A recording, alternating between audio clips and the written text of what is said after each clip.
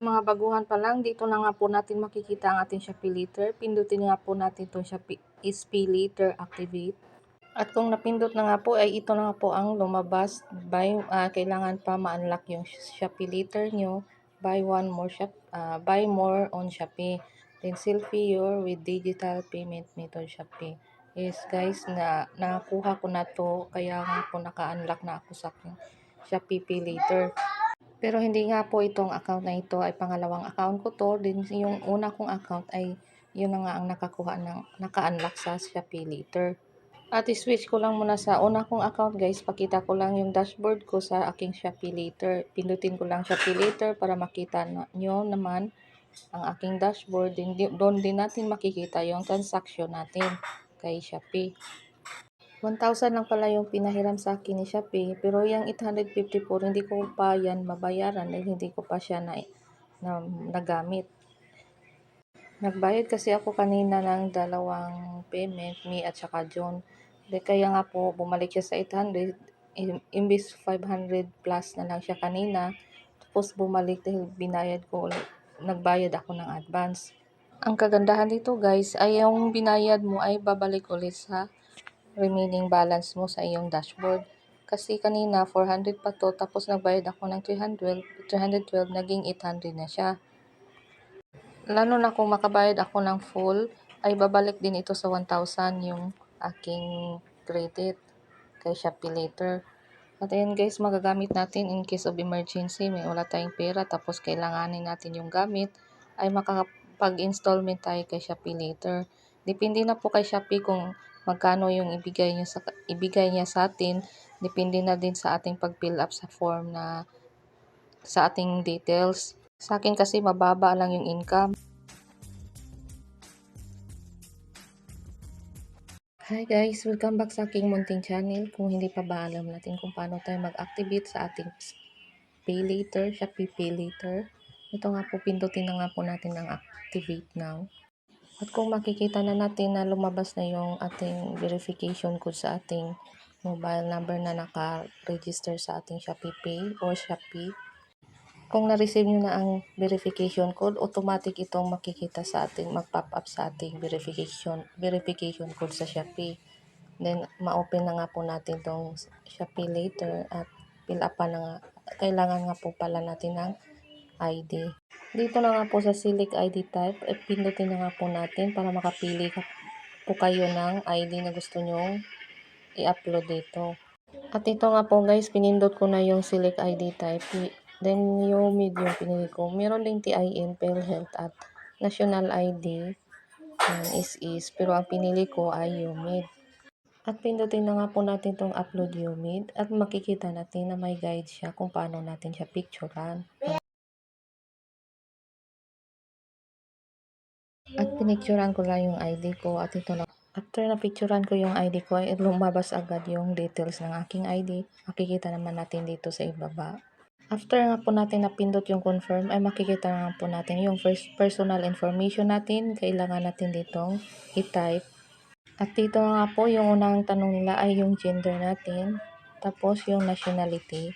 Then date of birth naman po. Then place of birth kung saan kayo pinanganak. Then civil status, single ba o. Then dito na nga po sa employment, pwede nyo lagyan dyan kung may trabaho kayo. Kung anong trabaho nyo or wala naman, unemployment. At kung natapos na kayo mag-fill up guys, ay kailangan na po natin pindutin yung agree. I-agree na nga po natin at lagyan lang muna natin ng phone number, name sa in case of emergency, yung asawa nyo ba. Or i-confirm lang nga po natin yung agree. Pay later to impression. Ayan nga po guys. Basahin nyo lang yung agreement niyo kay Shopee. After nga po natin mag-click yung confirmation, ito nga po ang makikita natin. Start official verification na nga po tayo. At kukunan lang nga po tayo ng selfie ni Shopee. At ito nga po, nakakuha na siya ng selfie sa atin. Then nga po, yung may automatic nag-verification in process na nga po siya.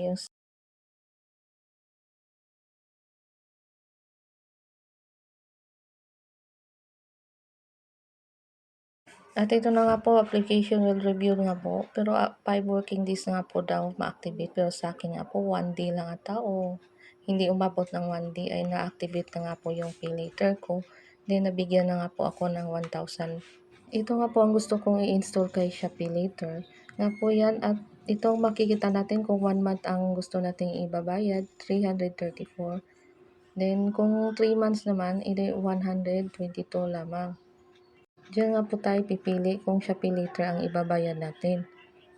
Pero yung 1,000 credit na ibinigay ni Shopee later sa akin ay hindi ko naman babayaran yan lahat. Yung nagasto lang, bali yung nabawas lang, yung 1,000 ay may kaltasan lang nila ng 319 kasama na yung interest. At ito nga po yung guys, nakatipid ako sa aking shipping fee dahil wala nga po, zero nga po yung shipping fee dahil first order ko dito kay Shopee. Parang na-activate naman agad dahil pag na-click ko na to ay okay naman siya, na-ship naman nila agad yung in-order kong installment. Sa akin kasi parang na-activate na agad yung Shopee later ko dahil ito na ang lumabas, maka-place order na ako agad. At syempre naman gusto kong gamitin yung coins ko na naipon ko sa aking pagpanood ng video dito kay Shopee. Yung mga video nila ay may bayad kasi yung na coins nila. At naipon ko siya. At ito nga po ay naipon ko, naging 6. Nakaltasan na naman yung order ko ng 61.